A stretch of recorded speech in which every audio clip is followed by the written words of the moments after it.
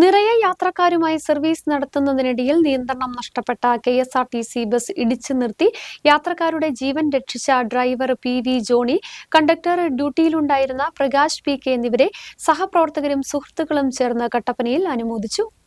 കഴിഞ്ഞ ബുധനാഴ്ച കട്ടപ്പനയിൽ നിന്നും വണ്ണപ്പുറം വഴി കോട്ടയത്തിന് സർവീസ് നടത്തിയ ബസ്സാണ് അപകടത്തിൽപ്പെട്ടത്. നിറയെ യാത്രക്കാരുമായി വെൺമണി കഴിഞ്ഞ് 40-ാം മൈൽ ഇറക്കത്ത് ബ്രേക്ക് നഷ്ടപ്പെട്ട ബസ് ഹാൻഡ് ബ്രേക്ക് ഉപയോഗിച്ചിട്ടും നിൽക്കാതെ വന്നപ്പോൾ ഡ്രൈവർ പി.വി. ജോണിയും കണ്ടക്ടർ പി.കെ. പ്രകാശും യാത്രക്കാരോട് പിടിച്ചിരിക്കാനും ബസ് ഇടിപ്പിച്ചു നിർത്താൻ പോവുകയാണെന്ന് മുന്നറിയിപ്പ് നൽകിയതിനു ശേഷമാണ് ബസ് തിട്ടയിൽ ഇടിച്ചു നിർത്തിയത്. യാത്രക്കാരെ സുരക്ഷിതരാക്കിയ ശേഷം ബസ്സിന് കാര്യമായ കേടുപാടുകൾ കൂടാതെ ഇടിപ്പിച്ചു നിർത്താൻ കഴിഞ്ഞത് ഡ്രൈവറുടെ പരിചയസമ്പത്തും മനോധൈര്യവും കൊണ്ടാണ്. യാത്രക്കാരുടെ സുരക്ഷയ്ക്ക് പ്രഥമ പരിഗണന നൽകി ബസ് ഇടിപ്പിച്ചു നിർത്തിയ driver P V. Johny, duty conductor P K. Prakash എന്നിവരെയാണ് കട്ടപ്പന ബസ് സ്റ്റാൻഡിൽ സംഘടിപ്പിച്ച ചടങ്ങിൽ അനുമോദിച്ചത്. Kattappana press club president Roy Varghese ഇരുവരെയും പൊന്നാടിയണിയിച്ചു.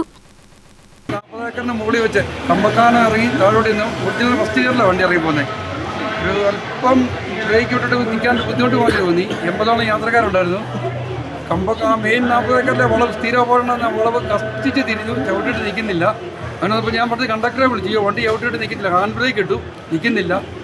പുള്ളിയോട് പറഞ്ഞ് വണ്ടി ഇടിപ്പിച്ച് നിർത്തല്ല, വേറെ മാർഗ്ഗമില്ല, യാത്രക്കാരോട് മുറുക്കെ പിടിച്ചോളാൻ പറ്റും, അല്ലെങ്കിൽ ആൾക്കാർക്ക് പരിക്ക് പറ്റാൻ ചാൻസ് ഉണ്ട്.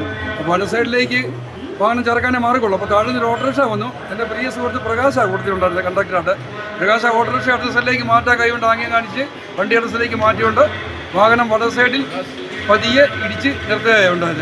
യാത്രക്കാർ ആർക്കും ഒരു പരിക്ക് ഒന്നും പറ്റില്ല. പിന്നെ വണ്ടിക്ക് പോലും കേടുപാട് പറ്റാതെ ദൈവാനുഗ്രഹത്താൽ അവിടെ വാഹനം ഇടിപ്പിച്ച് നിർത്തി.